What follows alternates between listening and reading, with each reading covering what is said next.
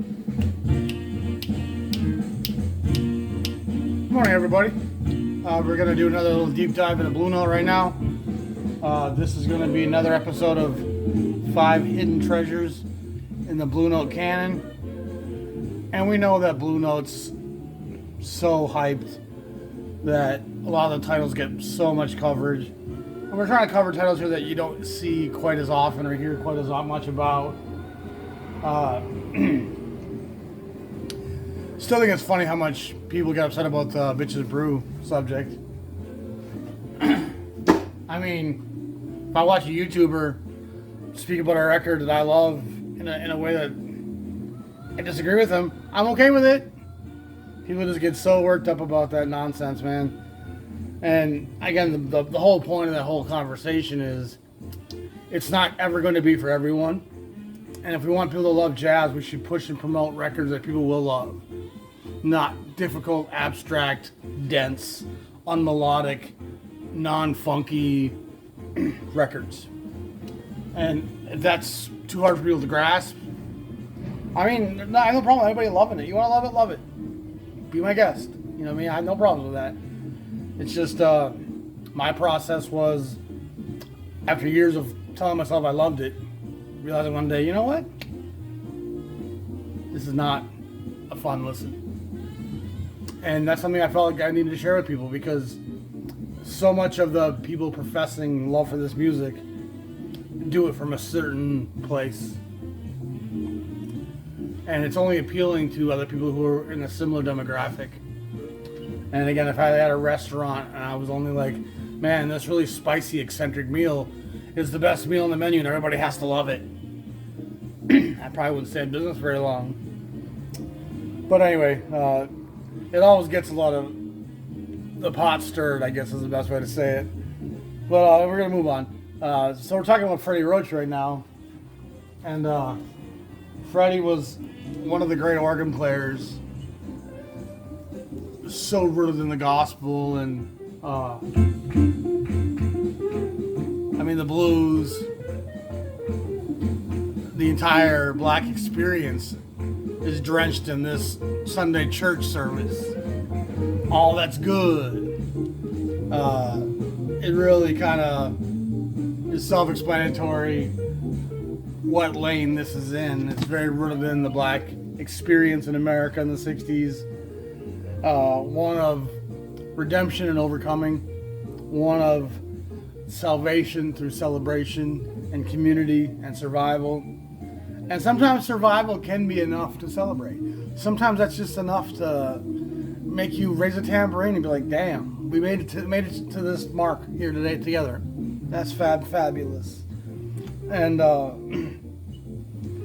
so much of what jazz was that survival and redemption. Going back to Basie, going back to Armstrong, going back to Ellington, going back to Ella Fitzgerald. The music was all about overcoming, all about celebration, all about the joys that we find in life in between the days of sorrow. And no one is oblivious to the sorrow. No one lives outside of that. We all, no matter what race, what religion, what nation, nationality, sorrow does encompass us. But those who face the most struggle often find the most redemption in their art. And one of my favorite sayings is that the winners of the great wars write the history books, which is a cliche that we've heard throughout our lives. And one of the great realizations I added to that was the losers of those wars get to make great art.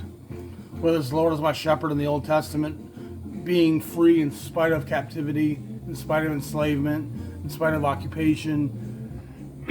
I mean, that's a powerful message. And that same message exists in Black America throughout the jazz era. And oddly enough, it's kind of the avant-garde free jazz era that gets away from that spirituality and moves into intellectualism. And on some level, that was a sign of progress, because we now have black high schools and black universities and black music programs and a new wave of intellectualism that leads to more intellectually driven, I want to make my mark vis-a-vis my ego, vis-a-vis my impression upon the music. And that's different than just a simple celebration of the blues. Not needing to reinvent nothing, but simply needing to vent. It's a very different motivation, a very different fuel for the engine. And I think it was learning to discern that difference as a listener of jazz. The difference between the stuff that was just so rooted in survival and that joy of still being here and having a chance to express myself was enough. Versus I'm a college degree graduate.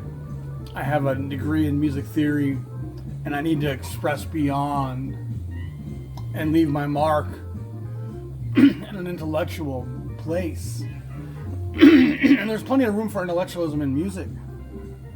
However, intellectualism and the sound of ego, the sound of my expression driven by intellectualism, just doesn't sound and feel nearly the same as the one that's driven by spirit. Anyway, but yeah, Freddy Roach steps into the gap left by Jimmy Smith, who had moved on to Verve Records. And Jimmy Smith was so the bloodline of the Blue Note stable in the 50s. In the first 100 Blue Notes, there's like 30 Jimmy Smith records. I mean, he was a really important part of what Blue Note was viably in a business sense. And his records sold, I mean, this is all relative, but they sold pretty well compared to a lot of other stuff that was happening on Blue Note at that time. The three sounds of Jimmy Smith were probably the two groups that really kept Blue Note liquid. And when Jimmy Smith departs, they bring in John Patton on the organ, they bring in Babyface Willette on the organ, they bring in Freddy Roach on the organ. I think there's another one too. They bring in like 3 or 4 guys to try to fill that void. And that sound of soul jazz, that gospel infused R&B, jump blues driven. I mean, it goes really back to the Church, the blues, even some of the elements that Louis Jordan kind of pushed along with the celebration of black community and celebration of black expression.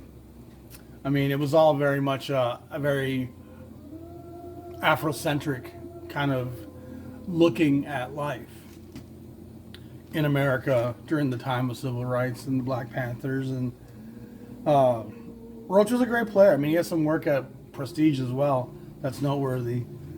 And the band on this is Conrad Lester, Calvin Newborn, and Clarence Johnson. Organ, drums, and guitar. So, I mean, it's just pretty much a standard soul jazz record, excuse me. So, now we're talking The Turnaround by Hank Mobley. This is number 4186. Last one was 4190. I was going to put us in 62, 63, that early 60s era. This is a bit more of a post-hard bop Blue Note session. Hubbard, Freddie Hubbard on the trumpet, Barry Harris, the Detroit guy on the piano, along with Paul Chambers and Billy Higgins. And so it's really a very talented post-bop record. There's some elements of the boogaloo on this session, but there's also some very driving, modern post-bop, post-hard bop even. This is straight ahead here. Some great tempos. And it looks like Donald Byrd is actually on one of the sessions, along with Herbie Hancock, one of the tracks. What song is it? It's supposed to have the star by. I don't see the star. Oh, there we go. And the East of the Village and The Good Life have Byrd, Hancock, Butch Warren, and Philly Joe Jones. So from 2 different sessions. Hubbard's one of those guys that when he's featured on your record, he's going to leave his mark. he's going to be a significant driver of a session. Hubbard's not background. Hubbard's not filler. Hubbard's not even accompaniment. Hubbard is always going to have a loud language. It's like having a guest rapper on your track that's going to shine all over your track. I mean, Busta Rhymes. You put Busta Rhymes on your track and suddenly Chris Brown sounds pretty provincial. And I love that track, actually. The Chris Brown, Busta Rhymes, Yo Breezy. I can't think of that song's called right now. It's fun. Because Chris Brown's trying to throw down some bars, and Busta comes in and shows him, and that was actually by mistake. They were kind of just in the same studio that day, and Busta came in and heard what they were doing, and heard Chris Brown throwing down rhymes, and Busta's like, let me get on this one. And he wrote his verse like in 20 minutes or whatever and threw it down. And Busta's just like, but Hubbard's got that same dynamic flow. Hubbard's got ideas upon ideas, melodic phrasing, roller coaster, up and down. He can really jump from side to side. He's just a dynamic, versatile player full of bluster and bright tonality. Nothing cloudy, nothing milky, nothing restrained. It's full bright sunlight when it's coming out of the horn of Freddie Hubbard.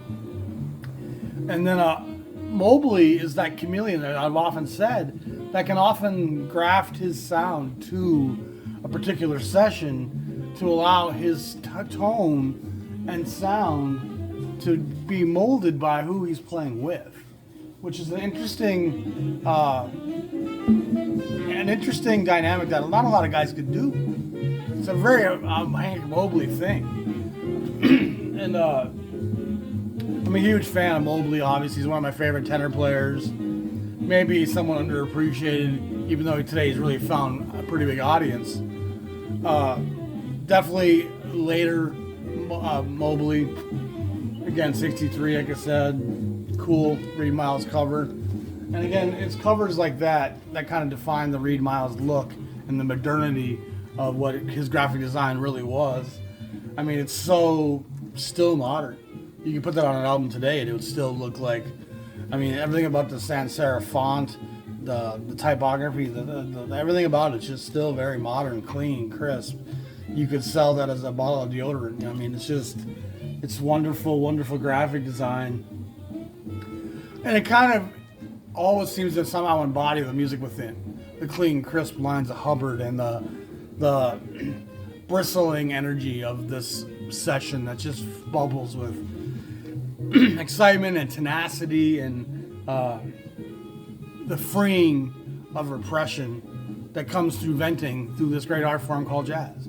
It's just an important dynamic that's always expressed, is how liberating this music makes me feel, how much it allows me to vent what I need to say. Harris was a great piano player, like I said, out of the Detroit area, along with Chambers. I think Billy Higgins might have been Detroit as well.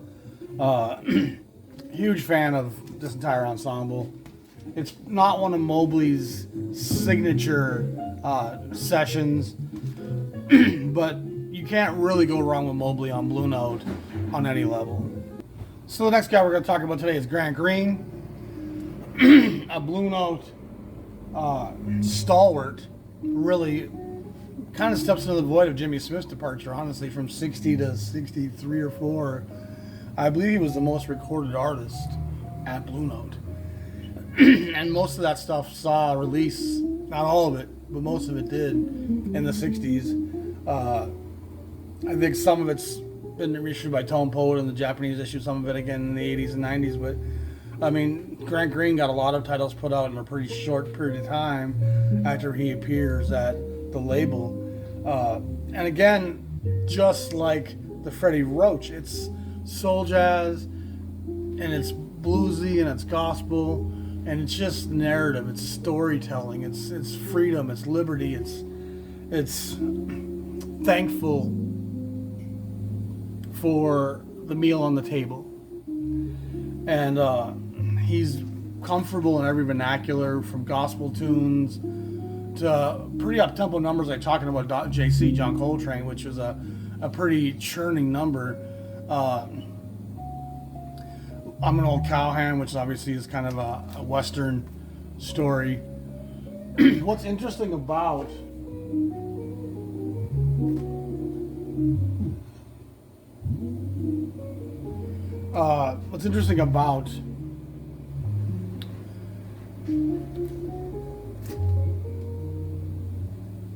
this record is it's Music Matters 45 pressing, 2 LP reissue of this.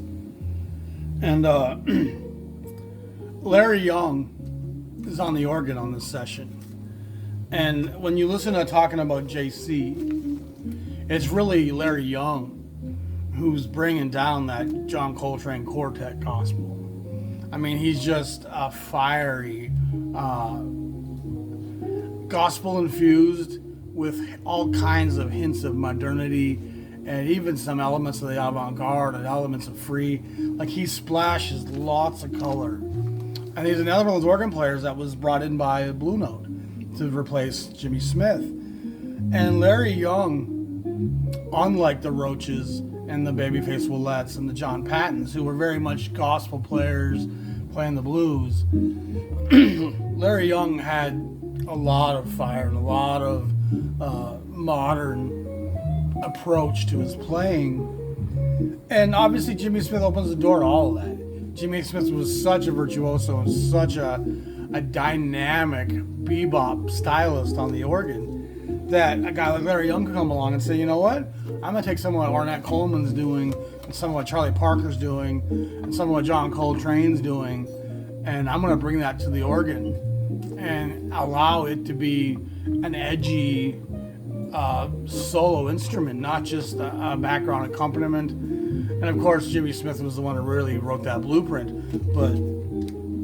if you hear Larry Young on this session, and even some of his own records that are on Blue Note in the mid-'60s, Larry Young's certainly a very exploratory player, a much looking for the edges of the sound. Yet he never goes to the point where you're cringing, oh, this is awful. It's always still got feeling and blues laced throughout it. And like I said, talking about John Coltrane is one of my favorite numbers. I'm going to flip it real quick.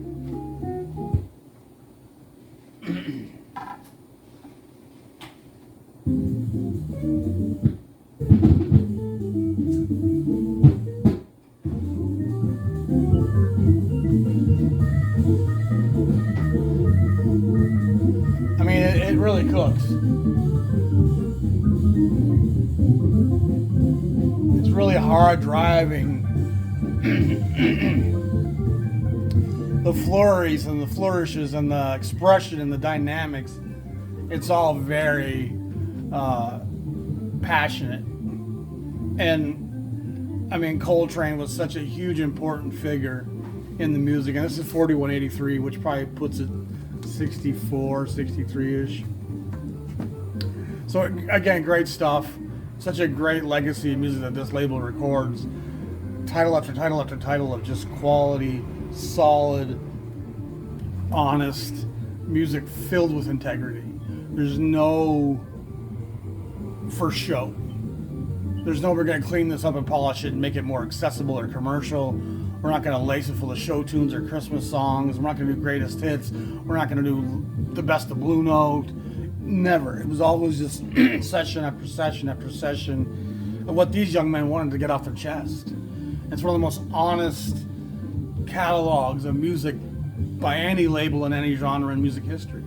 It's just an incredible documentation of a people finding their way through the wilderness, being led by the burning bush, and approaching Canaan, approaching the promised land. And of course, civil rights didn't exactly put an end to all the struggle, but it was still a mile marker. It was still a place that was worth celebrating and worth driving towards. And it's sad seeing some of the current efforts to remove that progress, to make us once again see racial lines, to be allowing African immigrants that come in from South Africa that are white only. I mean, that's... Do we really want to go back to the days of colored water fountains and separate bathrooms? I mean, it's Dear Lord, Cosmos, save us from this nonsense. How can we be going so backwards as a people, as a society, as a culture? And really it comes down to waves of ignorance, waves of people not having a broad enough understanding of the human migration to allow their empathy to extend to all of that migration. When your knowledge is limited, your empathy is only extended to those within your group, your white Christian American friends. And with any grasp of the movements of our human ancestry and the movement of the lines across these maps over the centuries, none of those demarkers have any bearing on who we are. We're a human earthling. That's the only thing that defines us. All the other labels on the cans need to be peeled off. If you have a wall of canned tomatoes and a can is saying, I'm not a tomato, I'm a Del Monte, that's a dumb fucking tomato. That's the definition of what being a product is. And that's what propaganda looks like. Making you think you're something special and different from everybody else around you. Even though that line is an artificial demarcation that has no real merit or value. Love of all humanity is what the Creator had in mind for all of us. And that's what empathy looks like. That's what understanding gets you. That's what knowledge gets you, is a broader empathy. And for the elite, that type of empathy is damaging because they need millions or billions to exploit for them to make their profits as they see fit, to allow us to have enough to be comfort to a minor level. I mean, we start seeing real equality, and so much of the tenets that our society is built on, which is largely greed, would crumble. But it's not that simple. Obviously, there's so much ingrained misinformation that obviously knowledge is what uproots that, and it's why they're so afraid of the higher learning. They're so afraid of the broader empathy because it does challenge the conventions that the rich have now put in place. So this is the great Blue Mitchell, and Mitchell is kind of interesting between the cracks players in some way. A wonderful stylist, somewhere between Donald Byrd and Art Farmer.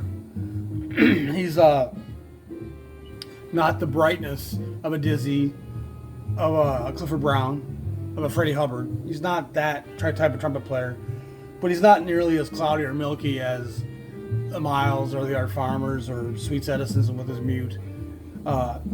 He's still a very gospel player with edges of modernity spliced throughout it. I'm a big fan of Blue Mitchell's work. He has a number of records at Riverside that are very noteworthy and fantastic. And I mean, blues really, for non-jazz people, he's completely unknown. And even for most jazz people, it takes a number of years to get to a guy like Blue Mitchell. I hear he's playing with Junior Cook and with Chick Corea at a very young age here.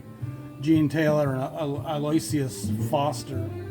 And Taylor, Cook, and Mitchell worked with Horace Silver for a number of years. And so it's, on some level, it's Jazz Messenger tree, the fruits of that tree. And it's just wonderful, mid-60s, again at 4178 here. Again, a great cover. A wonderful jazz chromatic look. It's just beautiful stuff. I mean, Step Lightly, Joe Henderson track, Chick's tune Chick Corea wrote, Jimmy Heath wrote The Thing to Do, Jimmy Heath wrote Mona's Moods, and then Blue Mitchell wrote Funky Mama. Funky Mama. Obviously that's a play on Funky Mama. But Mitchell, again, like I said, he's sadly kind of overlooked today.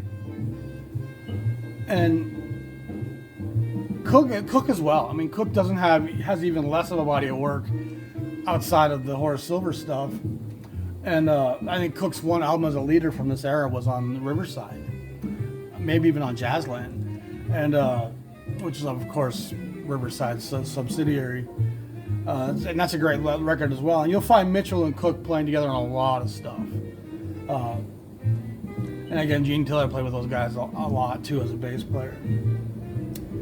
I mean, it's just solid Blue Note. It's got the groove, the feel, the space. It's not the urgency of a Freddie Hubbard. It's not the dynamics of a Clifford Brown. It's more a laid back. I mean, even Lee Morgan, very urgent at times, was softer than the Browns and the Hubbards.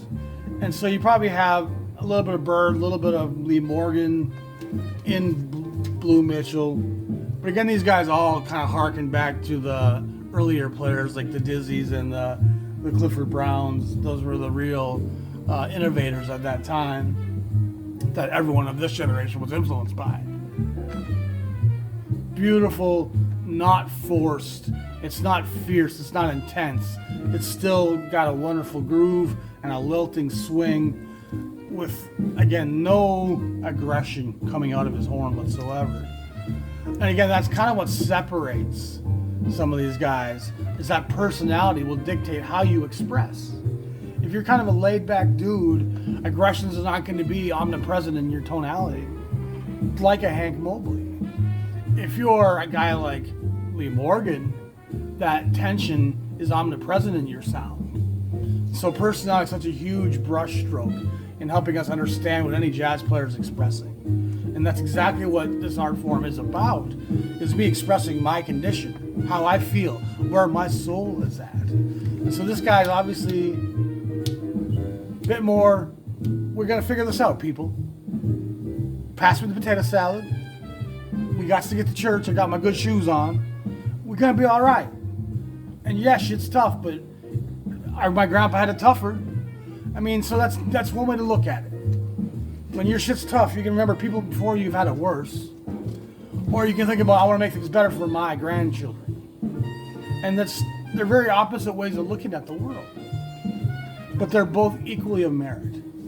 And Mitchell's definitely more of that cool, we're going to figure this out, people, kind of guy. So this is Grosjean Moncour III. And his first record, Evolution, on Blue Note, is really fabulous. And here we're going to dive into some real elements of the avant-garde. You have Wayne Shorter on the tenor, Herbie Hancock, Hancock's a really strong proponent of the avant-garde at this point. Cecil McBee on the bass and Tony Williams on the drums. So you got 3 Miles Quintet alumnus here with Shorter, Hancock, and Williams. It's Cecil McBee, who's a pretty young cat here, and Grosjean Moncour. And Grosjean Moncour's dad was a bone player, if I remember, in some of the swing bands of the 30s and 40s. So jazz was a very family thing. It was also a very generational thing. 2 or 3 generations of Black America grew up playing jazz. And this is a moody session, very much influenced by Mingus, very much influenced by Monk, even Fringe Ellington. It's very compositional. It's very much less driven by the swing and the gospel, and much more driven by composition. And as you can see here, he composed every song on this record. And so it does become an exercise in intellectualism, an exercise in conscious thought, which the late 60s becomes a much more prevalent part of what jazz became. And sadly to white America, that's the jazz that seems to resonate strongest in white America. That intellectual, because it kind of relates to prog rock, it relates to European classical tradition, composition. All those are avenues that we feel more comfortable in, vernaculars that we can speak composition and storytelling through very rigid composition tonality. Tchaikovsky 12th Overture. This is the exploding of the cannons. This is you can feel the marching of the soul. It's driven by that compositional expression, which leaves less room for improvisation. It leaves less room for the emotional condition of the player, and the composition becomes more the driver of the message. And it's still very interesting stuff, but it becomes more of a sonic landscape. It becomes more of a artifice of the mind. And there's room in jazz for all of it. I mean, this was part of where jazz graphs and evolves and goes to. It's just not the entire story of jazz. It's a very small branch on a very big tree. And that's part of what I'm always trying to say to people is like, if you're only in this lane in jazz, you're missing most of the story. And that's what so many people take issue with when I say it, is if you're only listening to jazz from 64 to 1970 and think that that's all jazz was that dynamic explosion of intellectualism, you're missing most of what this music had to say and do. It was liberation music. And while this intellectual side of jazz does show progress as a people and as civil rights and as the black migration from the South led to the northern cities having black universities and music programs and colleges. I mean, there is a sign of progress that comes from this on a social, national level. You could see that intellectualism take root in the 60s. But yet for me, somehow it's less joyous. It's less celebratory. It's less just overcoming the grid of the day. And it has been more of a me trying to implant my mark on something. And I'll say the same about the rock virtuosos. I mean, most of those great rock virtuoso players to me, after 16 bars, I'm like, I'm not really interested anymore in hearing your ability. I want to feel what you have to say, not look at you and be like, wow, you're amazing. It's just a very different way to look at music. Eddie Van Halen was one of the great exceptions to that. Like, what a great player Van Halen was. And yet, so much of what he does stays so within the composition. It stays within the groove. And he was as good a riff writer as he was a solo player, which is such a rare thing. Most great players aren't great writers, and most great writers aren't great players. I mean, usually you do one well, and you find a partner to do the other side of that coin. Van Halen could write riffs all day long that were incredible, and then play solos that would just blow your mind, yet they almost always stay within the framework of the melody and the groove and the feel of the song. And so he always kind of kept his ego and intellect in check. Which sounds crazy to talk about one of the great virtuosos in music, but I feel very strongly that he did that. And when you listen to a guy like Yngwie Malmsteen, the great Swedish virtuoso, it feels like nothing but ego and intellectualism. Look how great I am. I mean, Steve Vai, what a great player. But it's filled with the ideas of his mind, not the expression of his soul. And that's why I'd rather listen to AC/DC play Ride On. That's a blues narrative that just I can relate to and feel something that comes out of their soul, even though it's an Australian half-drunk soul. It's still an honest expression. And that for me is a thing and a process that took years of listening to music to kind of discern that. What's the fuel driving the engine? Is it intellectualism? Is it ego? Or is it just soul and spirit and the determination to survive? What a huge gulf between the two.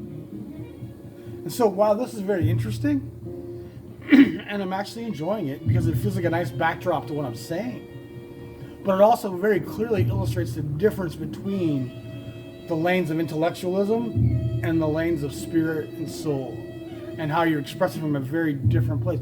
And while there is still improvisation happening here, most of the great jazz players will tell you when you stepped into an avant-garde session or a free session, it required far more concentration, far more intellectual engagement to know where you had to re-meet at bar 64 to change keys or tempos, or versus just playing a old standard that we all could close our eyes, tap our foot, and not have to worry about the change because we know these chords. We know this, and I could just think freely. I can feel freely. And I've often compared it to driving a route you've driven 1,000 times. You can drive it with your eyes closed. Your mind's not engaged in finding where you're going, so your mind's free to wander and to daydream. Versus if you're doing a very complicated set of instructions and directions to go somewhere, there's no time to daydream. And so composition can put a rigidity on improvisation. It can constrict and restrict,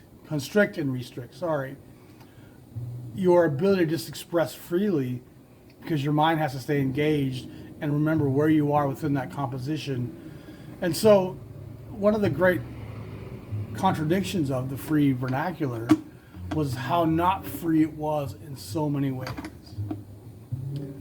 And it had great moments of freedom, but even Charlie Hayden, who played with Coleman, said that the music wasn't free in that sense. It's not like we're all just getting up there and saying go and not paying attention to each other. There was a lot of visual communication, trying to remember, okay, where are we at? When's that change? When's that tempo change? Where's that key change? Where's that crazy angular division that we're going to go down that requires my mind to stay very much on its toes?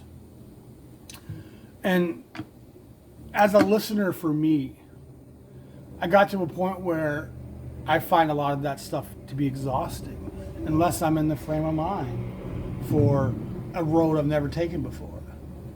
If I want to be inside somebody's head, this music is a good thing to go down. But if I want to be inside my own head and feeling my own feels and understanding my own emotional condition, the freedom of a Coleman Hawkins expression or an Armstrong riff, it's liberating. It's liberating. It's the best way I can describe it.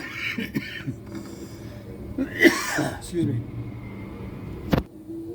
And on every level, this is where Bitches Brew comes into this equation. Having gone through this process of seeing all these dynamics and going back to that record after that development, it changed that experience for me dramatically. It became very much an intellectual and exhausting experience, and not one that was just, wow, my mind can feel. I can just feel community and history unfolding. And the history of this American story is at the root of what jazz is about. And like I said, that development of intellectualism in jazz, it is an important part of the story. It is a development of, and it's a sign of some social progress. Having highly educated musicians that can go down those roads, it is a great turning. But it also coincides with the death of the popularity of the music. And that wasn't driven just by the avant-garde and free. It was driven by a lot of social changes, the developments of the jump blues into the R&B and the early rock and roll, the 50s, which was all just rhythm and blues. I mean, of course, then the guys like Chuck Berry and Elvis Presley come along, and they kind of codify that and make it a real marketable thing. But it's rhythm and blues changed people's buying habits, especially in the black community. And the jukeboxes and the 45s that were for sale in black neighborhoods were now, that's why jazz went soul jazz to begin with. Because they were trying to compete with Chuck Berry, they were trying to compete with Little Richard, they were trying to compete with the jump blues of Louis Jordan. And so putting an organ jazz record out there with some Grant Green and some Babyface Willette, had some church in it, had some potato salad and tambourines in it. And that was relatable, and it was marketable, and it was even the names of those records back in the Chicken Shack. I mean, they're just laced with black expression and black, the condition of life. And we get away from that with this. This feels like it could have been a piece written in Austria. It doesn't really swing, doesn't really have the blues, doesn't really have the black church in it. It's very intellectual. And I think for a lot of white folk who listen to this music, who don't have the historical context, this is more relatable. And those are the same people who will say they don't like Jimmy Smith, they don't like organ jazz, they don't like soul jazz, they don't like old jazz. Which no one ever takes issue with that. You're saying you don't like most of what jazz is, you like this. And everyone's like, oh yeah, that's fine, you can say that. But if I say this is only a small part of jazz, everyone's like, oh my God, no, this is all that jazz is. Why does that trigger people so strongly? It is what it is. So those are 5 great Blue Note titles. Again, they cover a wide spectrum from this to the soul jazz stuff that we were talking about, from the Freddie Hubbard, Hank Mobley, which has elements of post bop and hard bop, to the Grant Green gospel. I mean, it's a wonderful expression of a people. And Blue Note documents it so well, and so vividly, and so succinctly, and with such integrity. There's never any watering down of the doctrine. There's never any trying to make it more appealing, Berry Gordy-like Motown. It was always just, this is what we are, this is where we're at, and this is what we have to say. And that's what makes the music so honest and so powerful, and why it still connects today with people like it does. And the great art doesn't hurt. All that fabulous covers by Reed Miles really helps keep it feeling modern. It keeps it feeling something that you can put on your shelf and be like, ah, that's cool, that's new, that's fresh. So that's today's episode. If you want to help support the channel, please do. Either go to my Patreon, my PayPal. We need the support. We're trying to keep this coffee shop alive. Things have been tough and slow. I mean, it is what it is. It's America today. We're doing our best to survive, and I hate asking for money, but that's just where we're at. Y'all be strong, be free, love the music, and feel free to comment how you feel what I had to say. We'll talk to y'all soon. Peace.